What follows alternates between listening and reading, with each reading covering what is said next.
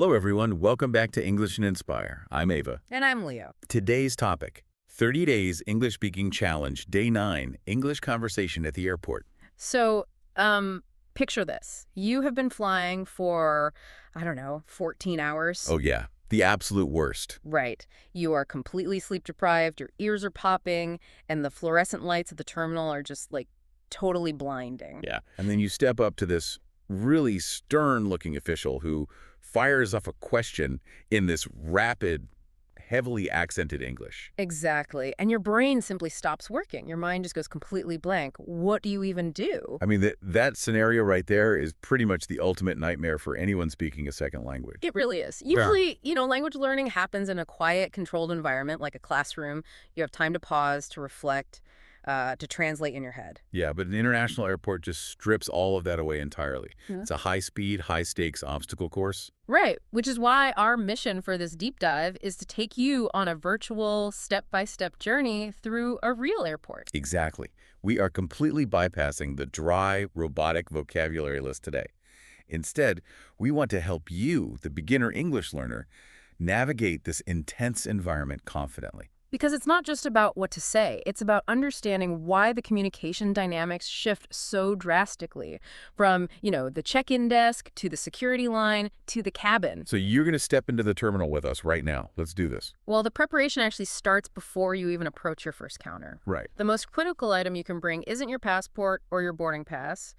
It's a mental safety net for when that brain freeze moment inevitably happens. Okay, let's unpack this, because the instinct most of us have when we don't understand someone in a noisy environment is to deploy the nod and smile. Oh, the classic nod and smile. We all do it. Right. You hear a rush of sounds, you catch maybe one single syllable, and to avoid embarrassment, you just nod your head, say yes, and pretend you followed along. Yeah.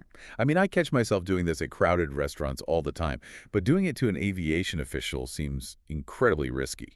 It's super risky. The cognitive load on a language learner in an airport is immense. Your working memory is already stretched totally thin by jet lag and adrenaline. Yeah, making it way harder to process a foreign language. Exactly. The nod and smile is just a natural psychological defense mechanism against feeling inadequate.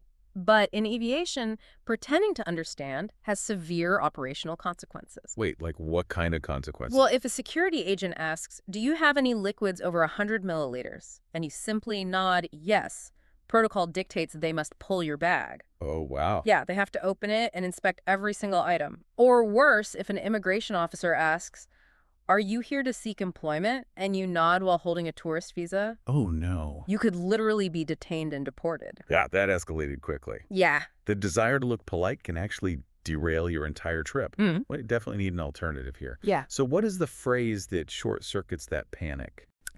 The ultimate lifesaver phrase is incredibly simple. It's just, "I'm sorry, could you say that more slowly, please?" Right. Or even simpler, "Could you repeat that?" Okay, but my immediate hesitation there is the environment. I mean, there are 50 stressed-out people in line behind me glaring at my back. Sure, yeah. And the staff look like they haven't taken a break in hours. My assumption is that asking a rushed official to slow down is just going to really irritate them. What's fascinating here is that airport staff universally prefer clarity over speed. Wait, really? Yeah, precisely because they are optimizing for the entire queue, not just your specific interaction. I mean, they process non-native speakers all day long. That's true. Repeating a question takes an extra 5 seconds. Fixing a misunderstanding like, say, confiscating a prohibited item at the scanner because you didn't follow the instruction, that can halt the entire line for 10 minutes. So you are actually helping them do their jobs efficiently by asking for clarification. That reframes the entire interaction. It's always cheaper in time and stress to ask rather than guess. And, our sources mention that if you hit an absolute wall, say you're at immigration in massive hubs like JFK or Heathrow, you aren't forced to just struggle through. Right. You can actually request an interpreter. That's a huge point. Most major international terminals have translation services available, either in person or via a dedicated phone line.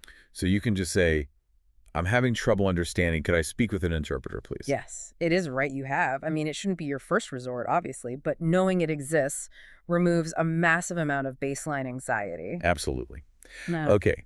So armed with that mental safety net, you are finally ready to walk through the sliding glass doors into the departures hall and find the check-in desk. Here we go. You drag your heavy suitcase up to the counter. Now, this first interaction seems heavily scripted. It is. Check-in agents are essentially performing complex data entry while evaluating security risks. They aren't looking for conversational flair, you know. No small talk. Right. They operate on a highly predictable mental checklist. The prompts are straightforward, like, "Where are you flying today?" Or, "May I see your passport?"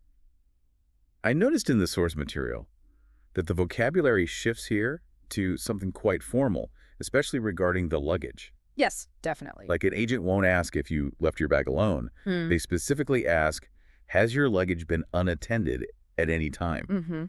For a beginner learner, the word unattended can be a real stumbling block. Why did they use such stiff legal terminology? Well, it comes down to aviation law and the chain of custody.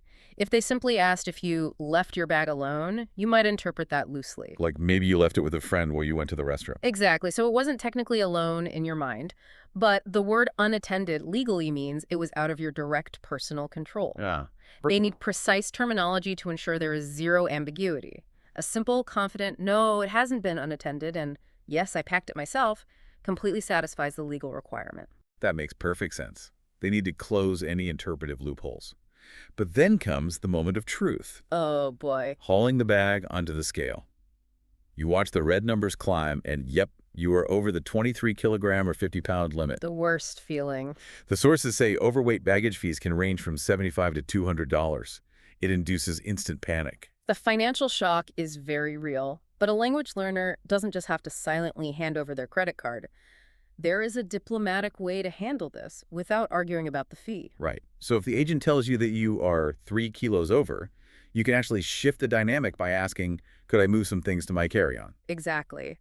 Airlines enforce weight limits primarily for aircraft balance and cargo loading logistics, not just to punish passengers. Love to know. If you politely ask to redistribute the weight, the vast majority of agents will just point you to a side area to repack. Knowing how to formulate that request politely saves you a significant amount of money. Definitely. And before stepping away from the counter, you also have a brief window to negotiate comfort. Yes, you do. Instead of just taking whatever seat prints out, a quick, could I have an aisle seat, please, can change your next 12 hours. The structure of that question is key. Could I have is probably the most versatile, polite request structure in the English language. It works at the check-in desk, it works at a restaurant, and it works on the plane. Perfect. So boarding pass in hand, your luggage is rolling away on the belt. Now you pivot from the polite, structured environment of check-in to what is undeniably the most chaotic part of the airport. The security checkpoint. The security checkpoint. Yeah. The entire communication paradigm seems to just flip upside down here. Oh, it really does. The polite requests vanish entirely the moment you enter the security queue. Completely. Check-in is about customer service and documentation, right? But security is about crowd control, threat detection, and pure throughput. Suddenly, nobody is saying please.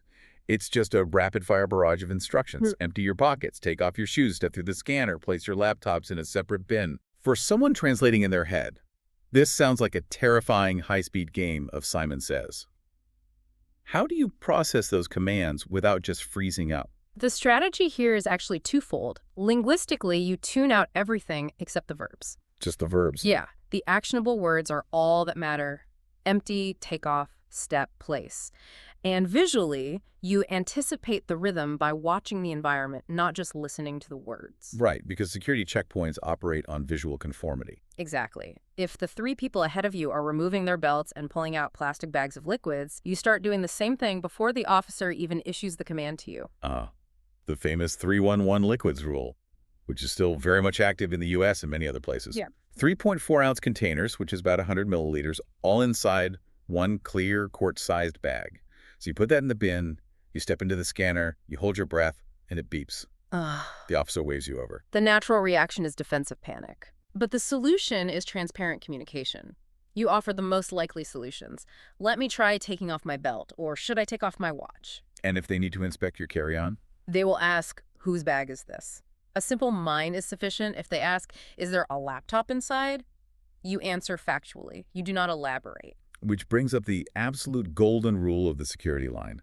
Some people myself, definitely included, use humor to diffuse tense situations. Oh, yeah. But the sources are crystal clear on this. Never, under any circumstances, make a joke at the security checkpoint. Like if I just smile and say, "Don't worry, my water bottle isn't a bomb," what actually happens? Well, if we connect this to the underlying mechanics of aviation security, you will understand why jokes are treated as literal threats.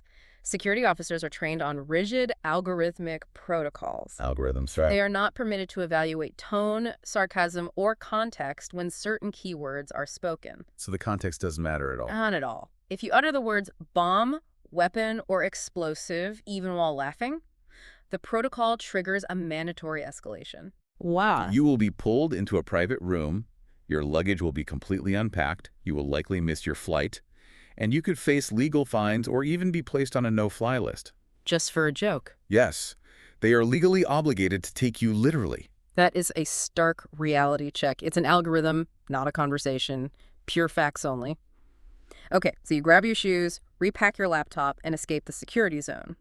You walk to your gate, sit down, and try to relax. Finally. And then suddenly, a voice echoes over the PA system.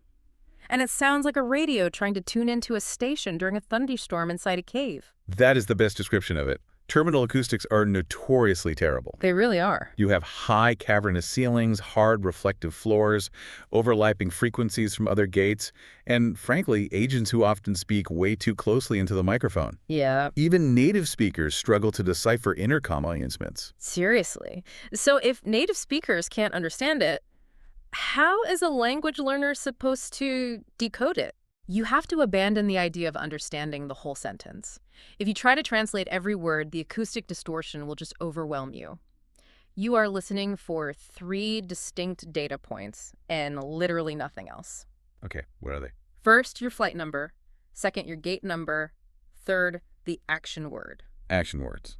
Okay, so words like boarding, delayed, canceled, or final call. Exactly. So if I catch flight 8080, gate 15, and delayed, the rest of the static doesn't really matter. I have the core information. Precisely. You will also want to listen for boarding groups. You might hear pre-boarding, which generally applies to families with small children or passengers needing extra time. Right. Then they call groups by numbers or zones. But the critical phrase to recognize is final boarding call. And that means the airline is about to legally close the aircraft doors, and it is your absolute last chance to board. But let's say I was distracted or the distortion was just too bad and I missed the announcement completely. I see people lining up, but I have no idea why. Just turn to a fellow passenger and ask, "I'm sorry, I didn't catch that. Did you hear what the announcement said?"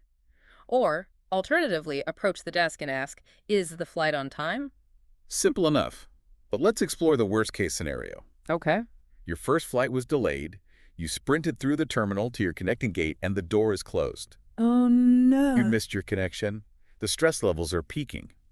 Now, my instinct here would be to march up to the desk, explain that it wasn't my fault, and kind of demand they put me on the next flight immediately. Yeah, that approach will almost guarantee you the worst possible outcome. Really? Yes. Gate agents have an immense amount of discretionary power in their rebooking software. They can bend rules, they can endorse tickets to competing airlines, or issue hotel vouchers, but they reserve that flexibility for cooperative passengers. Ah, I see. If you approach them aggressively, they will just adhere to the strictest, narrowest interpretation of the airline's policy. So how do you phrase it to unlock that flexibility, especially when you are visibly upset and maybe struggling with vocabulary? You use an open-ended question. Instead of demanding a solution, you say, "I missed my connection. What are my options?" What are my options? That is a brilliant psychological pivot. It really is. It grants the agent the autonomy to use their system's hidden tools rather than putting them on the defensive right away. Exactly. You are inviting them to solve a puzzle with you. And if the delay was the airline's fault, and you booked the entire journey on a single ticket, you follow up by asking, will the airline cover a hotel? So you don't demand a hotel. Right. Just by asking calmly, you are much more likely to be handed a printed voucher for a room and meals. Okay, let's assume everything went smoothly. You walked down the jet bridge and found your seat. The airplane cabin represents another massive shift in communication. It does. The high-pressure urgency of the terminal fades, and now the focus turns to spatial dynamics and comfort. Right. In-flight English is highly structured and repetitive. The flight attendants will move down the aisle with a cart. offering very predictable choices like chicken or pasta or anything to drink. Here's where it gets really interesting to me. We just spent 20 minutes discussing security lines where politeness was eliminated for the sake of efficiency. True. But once you step inside a pressurized metal tube with 300 other people, adding please and thank you becomes essentially a traveler's superpower. Yes. The spatial dynamics of an airplane cabin create this natural psychological tension. Everyone is cramped. Flight attendants are essentially managing a micro-society up in the sky. Yeah, they really are. So when you use that versatile structure we talked about earlier, could I please have some water, or could I please have an extra blanket, you actively de-escalate that tension. But what happens when you encounter a vocabulary gap in the air? Like, say I have a terrible headache, but I can't remember the English word for painkillers. Or I want to ask for one of those U-shaped pillows, but the word is just escaping me. This is where circumlocution comes in. That's just a fancy word for describing the function of the object when you don't know the exact noun. You pair simple words with gestures. Pointing to your head and asking for medicine for a headache, or pointing to your neck and asking for the thing for the neck, works perfectly. That's great. The flight attendant will usually supply the vocabulary for you, smiling and saying, a neck pillow, of course. We also need to talk about navigating the physical space with the other passengers. You are trapped in the window seat, you desperately need to use the lavatory, and the person next to you is fast asleep. Yeah, a gentle tap on the arm accompanied by, excuse me, could I get past? Yeah. While gesturing toward the aisle is universally understood and polite. Nice. I do want to bring up the call button above the seat, though, because there seems to be a complex, unspoken etiquette regarding when it is actually acceptable to press it. There is. The primary thing to understand is that flight attendants are highly trained safety and evacuation professionals first and service workers second. Right. Treating them purely as wait staff creates friction. But you can certainly use the call button if you need a glass of water or obviously if you are experiencing a medical issue. So if I start feeling dizzy or nauseous, what is the best way to communicate that before it becomes a full-blown emergency? Press the button and state your symptoms plainly. I'm not feeling well. Could I have some water or a sickness bag? Flight crews prefer that you tell them early so they can handle it before it escalates. That makes sense. However, the hard rule is that you never use the call button during turbulence, takeoff, landing, or the safety demonstration unless someone is experiencing a dire medical emergency. Because safety protocols always override comfort. Exactly. Right. The flight comes to an end, the wheels touch down. You survive the journey, but there is one final, imposing hurdle standing between you and the exit doors. The formal interview at Immigration and Customs. Yeah. For many international travelers, regardless of their English proficiency, this is the most nerve-wracking part of the entire trip. Before we get into the questions, I think we need to define the difference between immigration and customs. People tend to use the words interchangeably, but they are entirely different checkpoints. It is a really vital distinction. Immigration focuses on people. People. Okay. The officers examine your passport, verify your visa, and determine if you have the legal right to enter the country. Customs, which happens after you collect your baggage, focuses on stuff. Yes. They are checking your luggage to protect the local economy and environment. So, immigration first. You step up to the booth. I find that when I get to this point, it feels like I'm taking a pop quiz on my own life. I know the feeling. Even though I know all the answers, I get this overwhelming urge to over-explain myself to prove I'm harmless. I'll be like, I'm visiting my aunt because it's her birthday, she has 2 dogs, we might rent a car and go to the beach. Why do we do this, and why is it a terrible idea? This raises an important question about how we handle authority. It's really driven by nervousness and a psychological desire to build rapport. But immigration officers are not there to build rapport. They are trained interrogators looking for inconsistencies. The more words you volunteer, the higher the mathematical probability that you will accidentally contradict the conditions of your visa. Wow. So what should we be doing instead? Anticipate the 4 core questions they ask almost every traveler. First, what is the purpose of your visit? Second, how long will you be staying? Third, where will you be staying?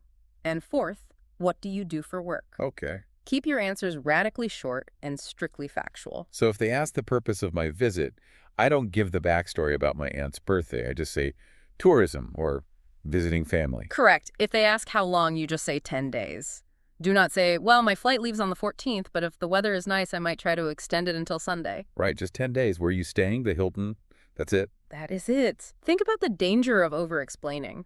If you have a tourist visa and you ramble on saying, I'm going sightseeing and then I have a few casual work meetings with some clients. The moment you utter the phrase work meetings, you've created a massive inconsistency with a tourist visa. Exactly. You have just triggered a secondary interview. They will escort you to a back room, go through your phone and emails, and potentially deny you entry. Yikes. Brief, factual answers prevent you from stumbling into those legal gray areas. Keep it short, keep it factual. So the officer stamps your passport. You breathe a massive sigh of relief, grab your suitcase off the carousel, and walk toward the exit. But there is the final stop. Customs. Customs, the people checking your stuff.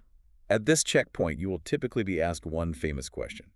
Do you have anything to declare? Now, what exactly does declare mean in this context? They are asking if you are bringing in specific restricted items that require documentation or taxation. This almost universally includes large sums of cash, usually anything over 10,000 US dollars or the local equivalent. Okay. It includes commercial goods you intend to sell, and crucially, it includes food. The food restrictions always surprise people.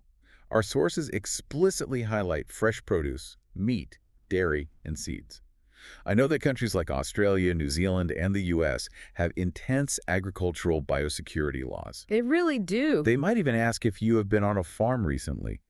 Why is, like, an apple in my backpack such a massive threat? It isn't about the apple itself, it's about the ecosystem. That single piece of fruit could carry an invasive pest or a microscopic fungus that has the potential to decimate the destination country's domestic agriculture industry. Wow, okay, so if you are carrying wrapped snacks from home, do you just hope they don't check? Never lie to customs. If they ask if you have anything to declare and you only have clothes, you state confidently, I have nothing to declare.